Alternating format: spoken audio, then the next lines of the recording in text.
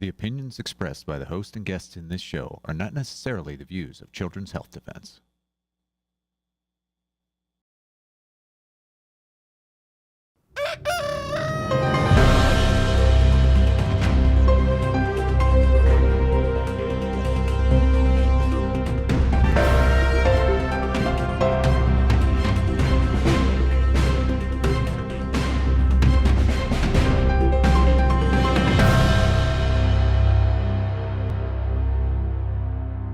Good morning, CHD. It is Sunday, July the 6th, 2025. I hope you all had a fantastic July the 4th and lots of celebrations and celebrating our freedom and independence, Mary.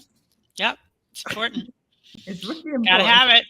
Gotta have it, right. Okay, well, welcome to This Week with Mary Holland, President of Children's Health Defense, and myself, Polly Tommey. And we're going to kick off with Brenda Belletti in The Defender. Her headline here: Trump's nominee for CDC director grilled about vaccines and censorship during confirmation hearing.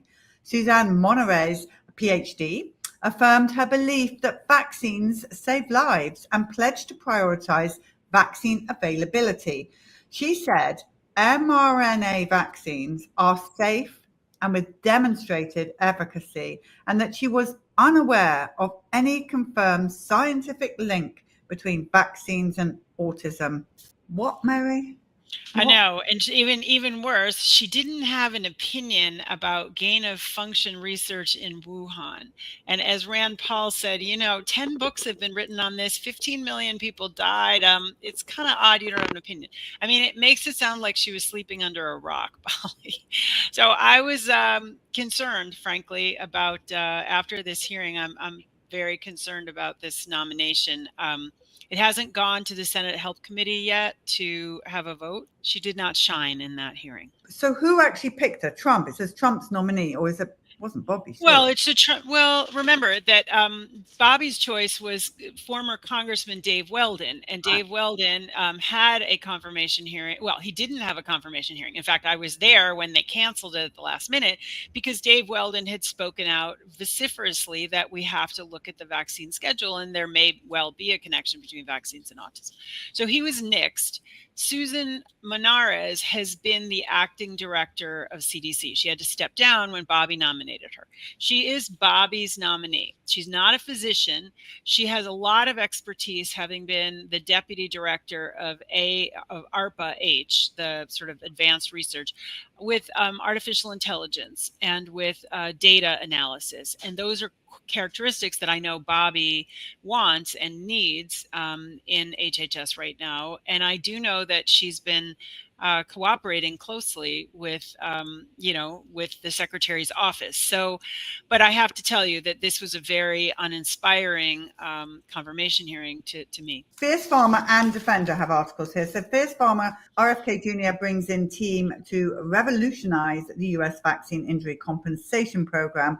The HHS secretary says he already has a team working on a potential overhaul. But the better article, of course, is in The Defender. HHS to revolutionize vaccine injury compensation. Robert F. Kennedy Jr. tells Tucker Carlson in a nearly 90-minute conversation, Health Secretary and Tucker Carlson discussed the skyrocketing rate of autism in the US kids.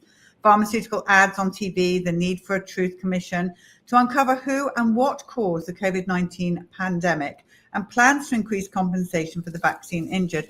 I don't know if our viewers have seen that, Tucker Carlson. It's well worth watching, Polly. It's a really, really good long interview, and I believe that this article in Defender, I don't know if it hyperlinks to the transcript, but the transcript is out there.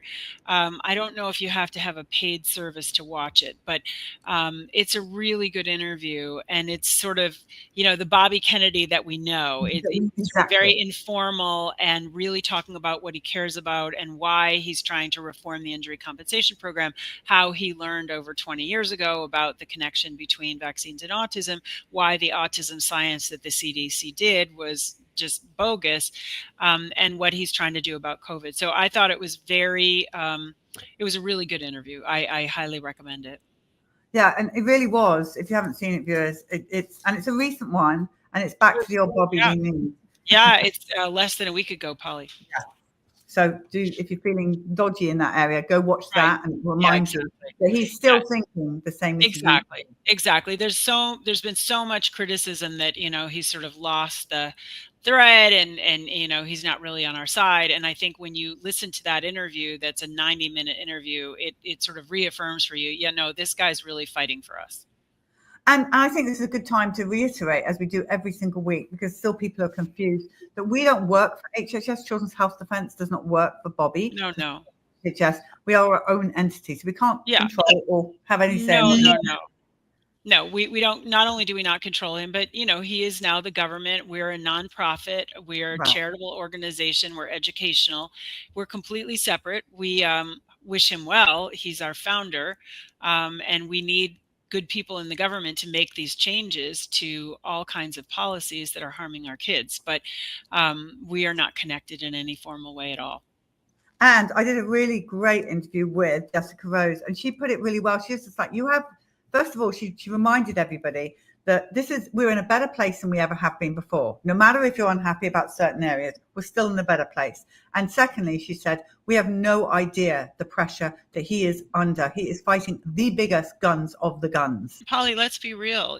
There's trillions of dollars sort of lined up against him. And we know what those kind of amounts of money and people behind it can do. And it's not like he's not aware of the risks that he runs. They're very real. Well, let's do the Trash Bobby article of the week, shall we? It's something called Sky AM. It's see the vaccine recommendations backed by science in these handy little charts. The graphics will guide you through science-based vaccine guidelines for children and adults. Vaccines are a marvel of modern medicine. The carefully tested and regulated technologies teach people's immune systems how to fight off potentially fatal infections, saving both lives and healthcare costs. And then it goes on to completely rip RFK Jr. apart, no medical training. They're desperate for media to paint him as a bad man. This is fascinating, Polly, because this is Scientific American. This is actually a publication that's been very respected and respectable for decades. This is just pure vaccine propaganda. And what's fascinating to me is this war of Bobby changing ACIP and creating new recommendations. And they're fearful that the recommendations will continue to de-escalate. So they are enshrining and put in this article the 2024 CDC chart of all of the vaccine recommendations for children and for adults. So it's like they are super scared and they are super proponents of, vaccinate. It's almost laughable, to be honest with you. It is. Okay, in the Defender, 60% of parents support the review of the CDC childhood vaccine schedule. New polls show. A poll of over 1,000 registered voters showed that 49% support re-evaluating the current vaccine schedule, while 21% are undecided and only 30% want to keep the current schedule. I still think 30% is too much, but still, that's good news. Polly, this is a poll that we commissioned because there's so much going on in the mainstream right now about vaccines. It's really important that we test what is the public opinion. So there's a margin of error here of about 3%. But what's exciting is that 60%, a clear majority, beyond the margin of error, a clear majority of parents want a reevaluation of the CDC vaccine schedule. And that is what the Advisory Committee on Immunization Practices promised us last week when they met. So that's pretty exciting that there's now, I think you could say, a public social consensus to reevaluate the CDC schedule. That's fantastic, right? Because that's what they plan to do. And the public's behind it, or the parents are behind it. The public is sort of right at the middle, but the parents are by a clear majority behind reevaluating the schedule. So when you say Children's Health Defence commissioned this? We commissioned it to the Zogby polling organization. So this is 1,000 people who represent sort of demographically the population of the United States in terms of religion, in terms of location, in terms of background, in terms of ethnicity, in terms of, economic, all of those variables are taken into account. Now, 1,000 people is probably less, if you had 5,000 people, there'd be a smaller margin of error, but this is a scientifically viable poll of 1,000 100,000 people that says that there's a margin of error of 3%. So even if it wasn't 60%, it would be 57% or 63%. So this is really significant, Polly. In other words, post-COVID, the world in the United States on vaccines is completely changed. It really is. And even Bobby Kennedy is saying, we need a truth commission, right? We may never get to, we're not going to be able to prosecute everybody, but people need to know what happened. People need to know the truth. So it's exciting. There's new things happening right now. Thimerosal in vaccines may contribute to autism severity. This is a new analysis. The first peer-reviewed study to systematically track trends in the rates of intellectual disability, defined as an IQ of less than 70, among children with autism, found that those rates have risen and fallen in association with the presence of thimerosal in vaccines recommended to children and pregnant women. Polly, it takes a minute to study this graph that Dr. Cindy Nevison put together, but this is a devastating graph. And what it really shows is when they did take thimerosal out of all childhood vaccines in the early 2000s, and they didn't have it in the flu shots, there was a marked decline in intellectual disability among children who had autism. Then, for reasons that are unclear, in 2004, the CDC decides to recommend flu shots to pregnant women that had thimerosal and to recommend them to babies at 6 months. And most of those in the early 2000s contained thimerosal. So then what you see is this incline of the children with autism with intellectual disability. And I want to read you, Nevison said, when she really looked at this, she was just stunned. And one of the saddest things about this is back before 2000, it was a minority of Black and Hispanic kids who had intellectual disability, but a lot of those kids are on Medicaid, and so the rate among them has increased substantially. But I want to read this quote from our senior scientist, Carl Jablanowski, because I think it's so good. He said, "Our struggles with thimerosal are a testament to how much we've lost our sensibility when it comes to vaccines and their ingredients. We were crazy to include it, crazy to defend its inclusion, and crazy to recognize the hazard and remove it from only some." And that is so true. It's like, what were they thinking, Polly? And to me, it's very, very frankly suspicious and incriminating that they took it out of routine shots and then they put it in to flu shots and recommended them to children. That is very, very suspicious. And the graph that Cindy Nevison put together is also very, very deeply concerning. It is, and also aluminum in those shots that causes. Well, of course, aluminum is also a huge toxin, and very interesting, Polly. I don't know if you saw this. We didn't include this, but Scott Gottlieb, the former head of the FDA, has now publicly on X said, "What are we going to do if they take aluminum out of our shots? Because then we won't really have vaccines." So the pharma world, the biopharmaceutical world, is really petrified by what's coming. And that's why they're so hard up against Bobby right now. As they should be. Brenda Belletti here in The Defender. Children's Health Defense calls on the CDC vaccine advisors to clarify medical exemption guidelines to protect vulnerable kids. Children are being deprived of federally protected disability protections, and some have been badly injured after they were forced to take vaccines against medical advice so that they could attend school. Children's Health Defense General Counsel Kim Mack-Rosenberg told the new ACIP members. She did a great job. Yeah, this is fantastic. So Kim was chosen through the lottery to testify, and she gave testimony about these medical exemption guidelines that the CDC put out in 2014, that ACIP put out in 2014. And they're just completely inadequate guidelines. And it's clear that the ACIP did not say this is what every doctor should use to decide on medical exemptions, but that's what's happened. And so she was asking them to put out clearer new guidance to say, no, it's up to the treating physician. These are only guidelines. But in New York State, she gave an example of a case that we are supporting right now.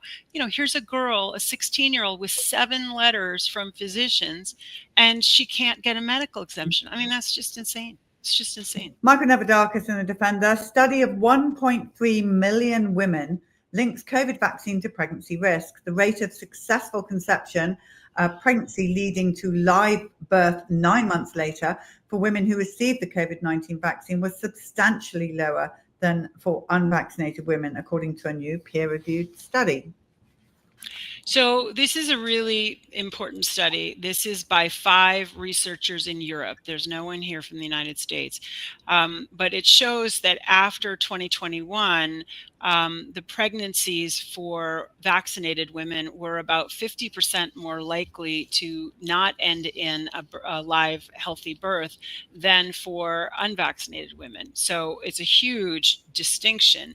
And as Karl Jablanowski points out, what's really disturbing about it is if it were a temporary effect, these women got Pfizer and Moderna. If it were a temporary effect, you would see the numbers come back together for unvaccinated and vaccinated women, but that hasn't happened, suggesting that there's really long-term effects from these shots on fertility. Okay, Michael Nevadakis again, the defender. Rand Paul suggests Fauci may be forced to testify under oath about his knowledge of the origins of COVID-19. Senator Rand Paul wrote in a series of posts on X. Meanwhile, Health Secretary Robert F. Kennedy Jr. told Tucker Carlson that a truth commission could be established to investigate actions by Fauci and others during the COVID-19 pandemic. Please. Yes. Yeah, exactly. Yeah, this has got to happen. So this is really exciting, Polly. This is about his work on gain of function research.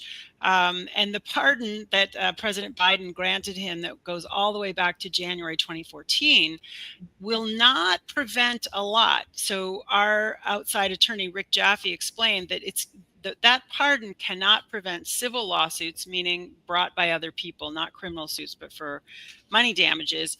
It can't stop congressional contempt findings if he doesn't answer, if he doesn't show up, if he lies. And it can't stop administrative actions like forfeiture of his pension, which is, considerable. And I want to just read what Rand Paul said that's quoted in this article because it's so good. He said, Fauci willfully violated federal policies on gain of function and enhanced potential pandemic pathogen research, committed conspiracy to defraud and perjury, used federal funds to commit crimes, and caused a pandemic that killed 20+ million and cost 25 trillion. I'm sorry, that was by Richard Ebright, a scientist in this area at Rutgers who's been very outspoken. So let's, watch and see what happens. It will be fantastic if he's called to testify. I'm so grateful to Ron Paul for continuing to push on this. An important journalist who writes on Substack, who used to work in the Senate as an investigator, Paul Thacker, said that basically the Senate has subpoenaed a lot of the email court, or HHS rather, now has access to a lot of the email traffic between Dr. Fauci and all kinds of other people. And so they have evidence. And if Dr. Fauci in the Senate testifies and it is at odds with what he wrote years ago, they will be able to, find him guilty of perjury, which, so that's not any of the offenses that he would have committed under the pardon. This would be new areas of perjury. I could be wrong on that, but there definitely is a lot of opportunity. And as Bobby has pointed out, and this article points out, the CIA, the FBI, the Department of Energy, and Congress now all assert that this was a lab leak. This was not zoonotic origin, although the World Health Organization is still saying that this is zoonotic origin. So, well, we're not with you anymore, World Health Organization. No, we're not. Okay, Suzanne Burdick, U.S. Supreme Court will not hear Children's Health Defense censorship case against Facebook. The company deplatformed Children's Health Defense from Facebook and Instagram in August 2022, and still we are banned. Yeah. Mary, what happened there? Oh, this is such a bummer, Polly. So only 1 in 1,000 cases get selected by the Supreme Court. But this is a really important case about how during the Biden administration, social media colluded with the government to censor people like CHD and Bobby Kennedy and so many others. And they really didn't get to the merits in the Murthy v. Missouri case, which was brought by the attorney generals of Missouri and Louisiana. They said, oh, no, you don't have standing to bring this suit. And then they didn't take this case, which came up and raises some of the same issues. So it's very troubling because in my mind, Polly, there's no real clear prohibition against the reconstruction of a censorship industrial complex with the government and universities and social media and legacy media. And that's very, very disturbing. This, as the judge in the trial court in Missouri v. Biden said, this is the biggest censorship catastrophe that's ever happened in U.S. history, and the Supreme Court just punted on it. So it's very disturbing. It's not over. It's not over, but this was a long road. We filed this case in 2020, and it's at the end of the road. So we'll see. You know, the censorship issue is still, for us, Polly, it's still front and center. As you say, we're still off these platforms. We're going to be continuing to think about what we want to do next. Well, we are Vax, and myself, we got taken down when we were on the bus on the first tour. So in 2017, we were down, and we still are not back on there. They don't want you, the parents, speaking out about what happened when you did vaccinate. That's the thing that I think that's their worst fear, is we collectively, they want us to divide, because divide and conquer, right? That's what they want us to do. Whether Always, it's about hobby or always. Yeah. Always. Michael Nevadakis, defender, Children's Health Defense antitrust lawsuit against media giants gets boost from the DOJ. Yeah. The US government said it intends to file a statement of interest in an antitrust lawsuit filed by Children's Health Defense and a group of independent journalists against the Trusted News Initiative, a partnership formed by the Washington Post, the Associated Press, Reuters, the BBC, and other news organizations. Go get the BBC, Mary. So this is good news, Polly. So this is also a censorship case, but it's on a different theory. This is the theory that mainstream media, the BBC, Associated Press, Reuters, were all colluding together in this organization that the BBC created called Trusted News Initiative. And they very explicitly said, listen, we should band together, us legacy media people, because we need to be the trusted voices, and we should squash all of these little guys who are on the internet.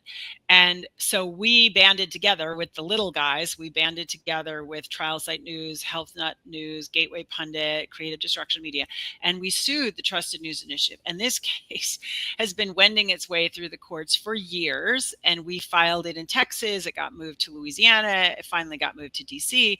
But this is very exciting. Under this new administration, this administration's Department of Justice Antitrust Division has said that they will file their statement of interest by July 18th. So stand by. This is good news. This is good news. Stand by indeed.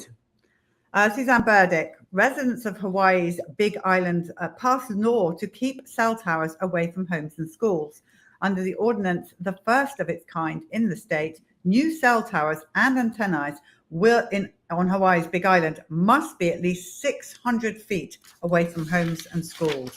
Yeah, so this is very exciting because, you know, the whole problem with the stationing of these cell towers is that the federal law, Section 704 of the Telecommunications Act of 1996, basically says that federal law preempts any local or state level laws. So they're putting in place this ordinance before a cell tower gets there. And they put in place really tough guidelines, Polly. So it says they have to show, the cell tower people have to show it can't go elsewhere. They have to show that this is a very unobtrusive site. They have to show that they notified the community. So this is very exciting. And yeah, this is very exciting. Well, this one here, Alaskans join forces with Children's Health Defense to fight giant cell tower in residential area. Sitka, or Safe Tech, a legal and advocacy group on the remote Alaska island of Sitka, has teamed up with Children's Health Defense Stop 5G initiative to prevent the installation of a proposed 120-foot wireless broadband tower in Sitka's residential zone. See what happens when we all join together? Yeah, this is very exciting. So this is a little bit further along with the cell company. They are trying to install 6 new towers, and they're trying to get a variant. They were trying to get a variance from a 35-foot requirement to be able to put in this 120-foot tower. And so far, they have successfully, with help from CHD, from our fabulous EMR team, they have forestalled the variance to put in this 120-foot tower. But it's so important that we restore local control over these really hazardous cell towers. They're putting it in a residential zone. But what's so crazy, Polly, this is a small island. This is a town of 8,500 people, and they're putting in a 120-foot tower, and they're proposed to put in 6 towers. The idea that the local community has no say over that is just crazy. It has to stop. Well, that's our news for this week. I'm going to be with you tomorrow morning on Good Morning CHD. I have Carl Jablowski on from our science department. We're going to have a good discussion about a lot of things. And we've got Mothers to Be as well tomorrow. But we're going to go now to our geoengineering report. And then we're going to have our unvaccinated story of the day. It's so much fun having these. And thank you to all of you sending in your stories. From Mary and I, pray big, stand firm, never settle. Remember how much you're loved. And I'll see you tomorrow. I'm Claire Dooley, you're watching CHD TV, and this is the Geoengineering Report, where we identify the threat in the skies. In the name of saving the planet, oceans are becoming laboratories for dangerous experiments. From toxic algae blooms to dead zones the size of small countries, we investigate how geoengineering efforts may be accelerating ocean death, not preventing it. Our expert Dane Wingington breaks down how short-term climate schemes carry long-term ecological costs.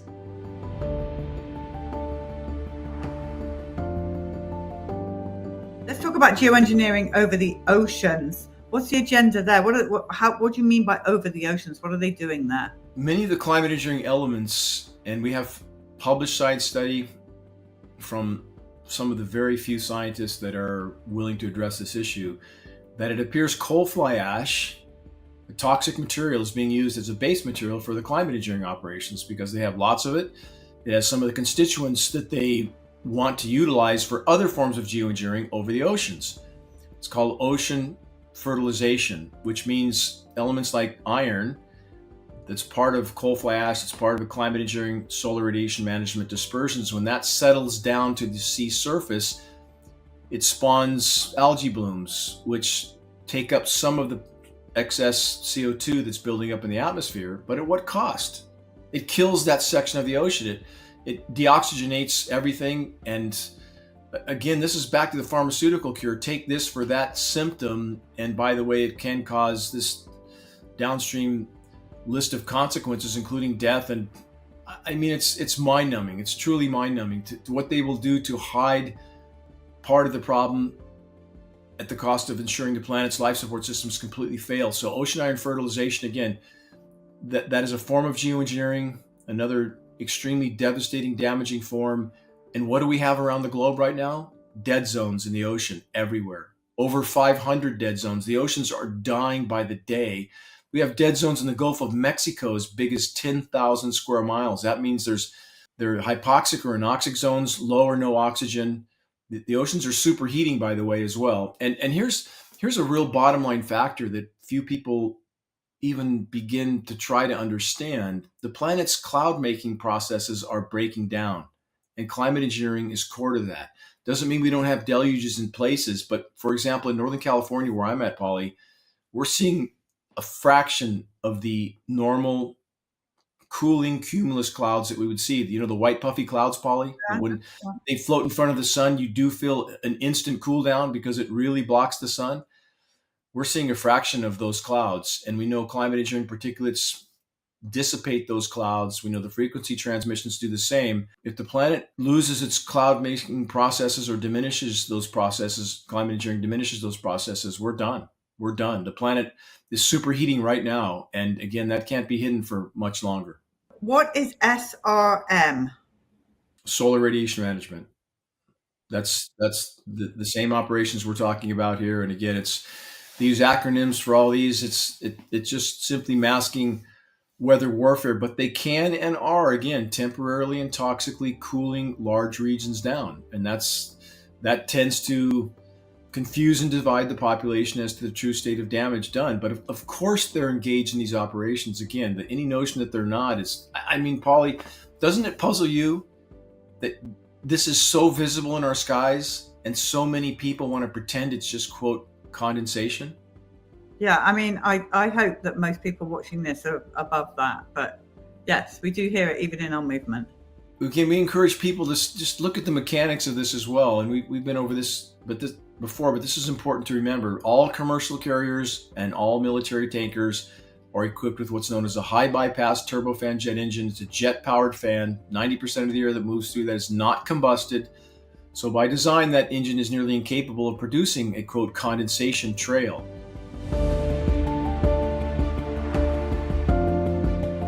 We love hearing from you at CHGTV. We always are going through your emails and, sending them to each other and discussing the pictures you're sending and, whatever comments you're making. So please continue doing so. You can reach out to us at goodmorning@chg.tv. Thank you so much for watching the Geoengineering Report, and we'll see you next time on CHGTV.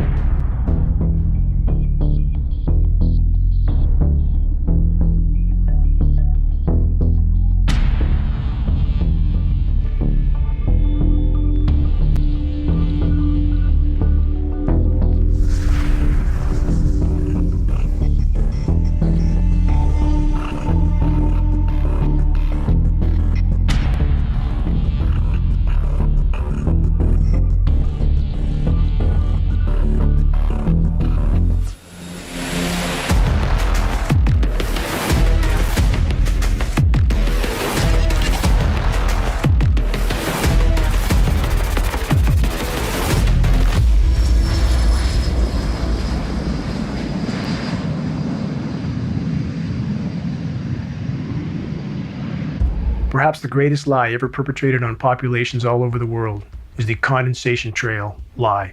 What we're seeing in our skies is not condensation. It's sprayed particulate dispersions with very few exceptions. They shouldn't be there. Jet engines burn clean. So if there's anything coming out of them, it's an additive. They're absolutely not contrails. Contrails do not linger, dissipate, and go into cloud coverage, period, in the report. And I kept saying to people, what is this? Because now the sky is no longer blue, it's starting to turn gray. And what I found was kind of like it was not socially acceptable. We're all going to pretend this is not really happening. And I thought, oh, this is very bad. Most are unfamiliar with a science term called global dimming. That term refers to the amount of direct sunlight that no longer reaches the surface of the planet due to light scattering particles that are building up in the atmosphere. And although many of these particles are from industrialized pollution, the larger majority are from the ongoing climate engineering solar radiation management operations.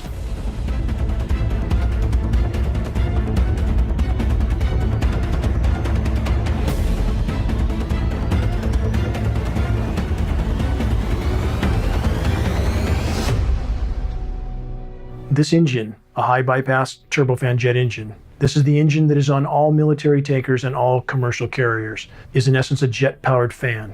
90% of the air that moves through this engine is non-combusted. This engine by design is nearly incapable of producing any condensation trail except under rare and extreme circumstances. And again, we have film footage of aircraft flying at altitude with nozzles visible, turning on and off.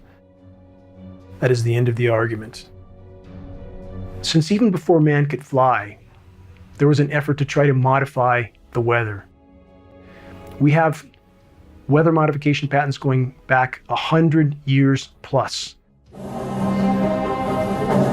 These are historical films of what can be done with a biplane, a small biplane that carries a very small payload. And that much can be done. How much more can a fully loaded military tanker, KC-10, KC-135, C-17 Globemaster, how much more material can they put in the air? About 500 times more with a single tanker.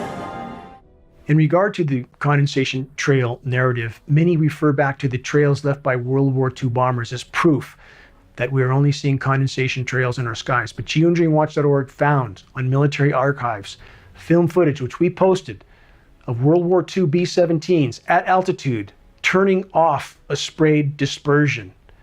We know that climate engineering was deployed immediately after World War II, so testing was absolutely ongoing. Clearly, these bombers were used for beta testing. Film footage proves it. Weather was a weapon used over Vietnam.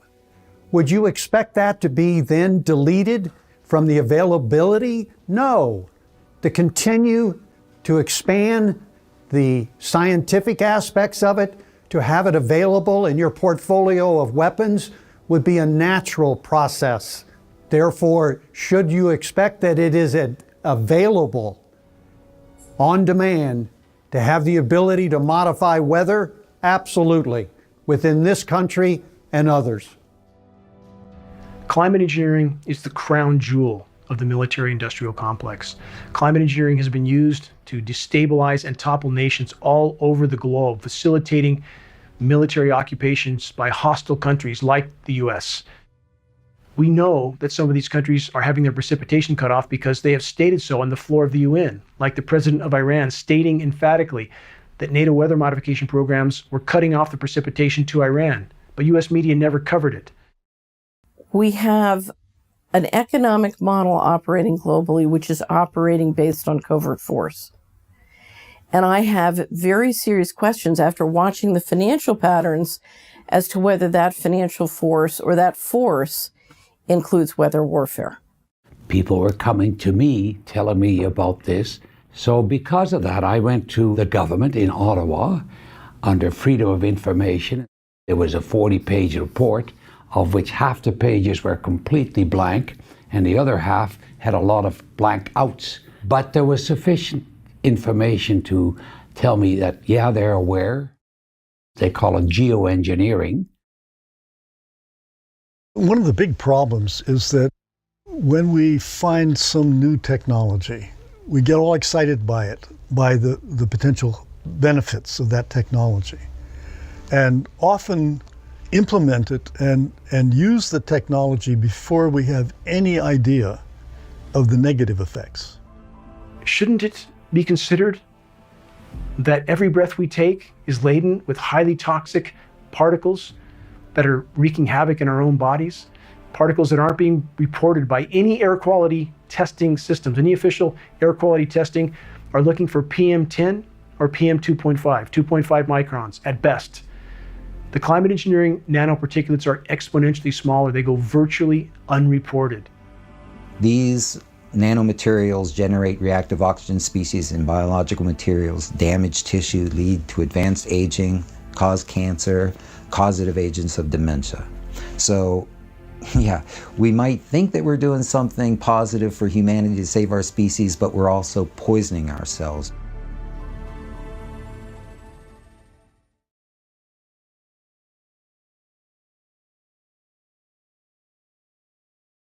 I committed to breastfeeding my kids, avoiding antibiotics, and taking responsibility for their natural immunity. And that's how I chose not to vaccinate any of them, with no idea that down the road I was going to be, labeled an anti-vaxxer and treated with such that wasn't my mindset at the beginning. I just chose to be responsible. So that's why none of my kids were vaccinated. And so, do you mind me asking how old you are? I'm 33.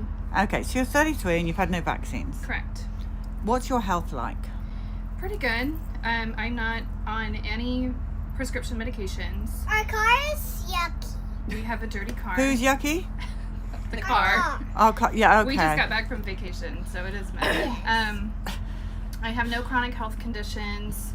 I think overall, I've never had fertility issues or cycle issues. Obviously, I'm fertile compared to a lot of my peers who are my age, and we grew up. We were the generation that got the Gardasil, and now I see so many of my friends that I grew up with who have fertility issues, and I've had none of that.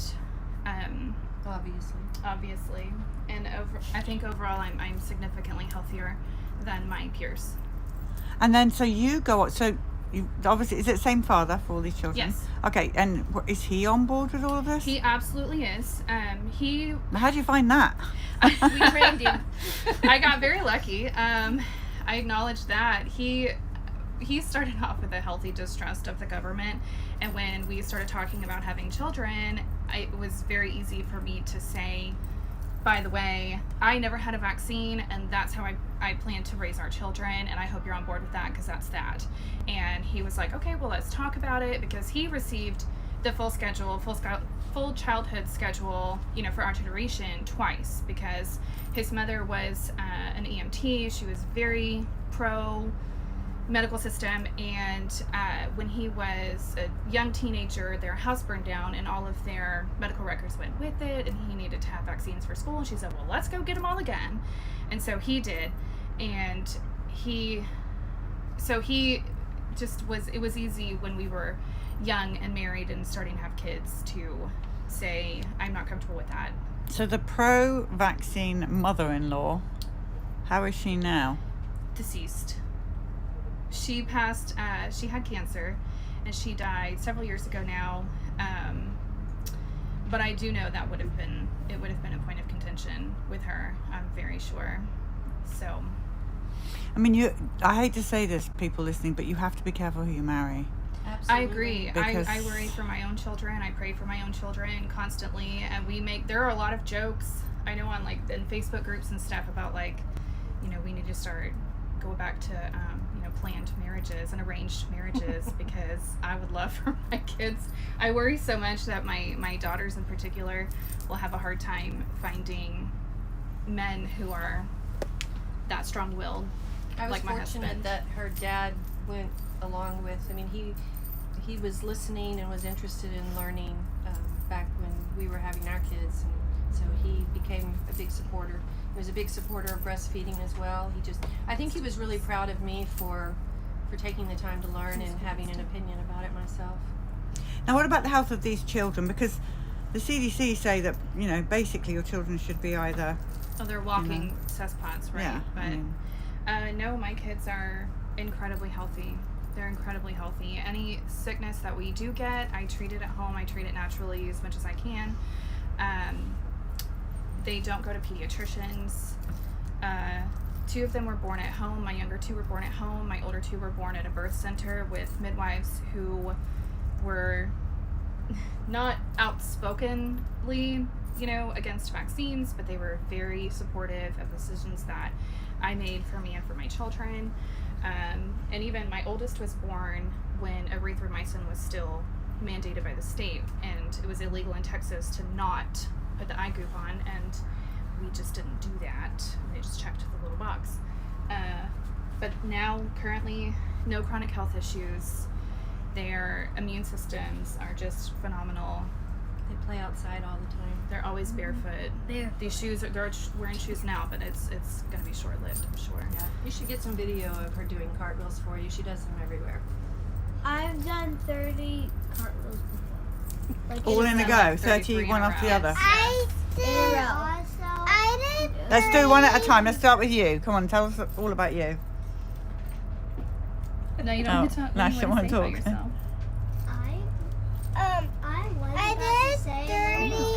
I did 3 handstands and cartwheels. You did 3 handstands and cartwheels? Yes. That's a lot. As you can see, they're very social. They're very well spoken. Teddy has his hand up.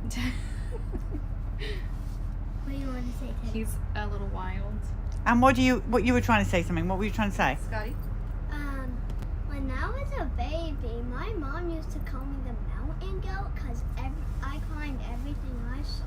That's true. We climbed. When I was a baby, I called my mom Coco Mom. I don't know what that means. I climbed stuff, but I can climb. Food. Well, it's lovely to hear the children speak. We have so many that aren't. Yes. And none of you are paralyzed or They're all very healthy. in a terrible way. You all look great. Very, very I blessed. have heard of COVID, but I never ever. No, we never had COVID. Never had COVID. Never had COVID. Never had a I vaccine. had it, but I never got a vaccine. And I survived. All right, now children, what would you like to be when you grow up? Let's start with the eldest. What would you like to be? I want to be a gymnast when I grow up. A gymnast. Good. Yeah, we need nice, healthy gymnasts. for America. What would you like to be, Scotty? I actually want to be a fighter. A firefighter? Then I said that backwards. Then you'll be famous. Maybe. A firefighter. A famous firefighter. Okay, what about you? What do you want to be? I want to be a flower. A flower? Yes. That's a great thing to be. And we won't ask Teddy because Teddy's just turned 2. What do you want to do?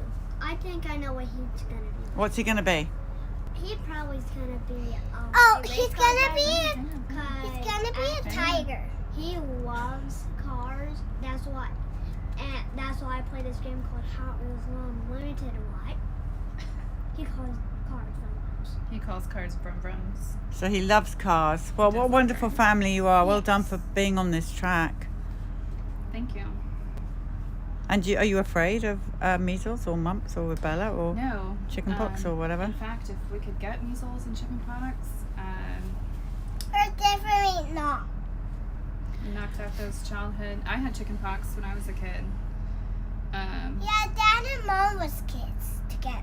I'm not going to say I want my kids to get sick. Nobody wants that. But I have done the research and I'm aware of the benefits of getting measles and chickenpox, natural immunity. And Are you putting this on YouTube?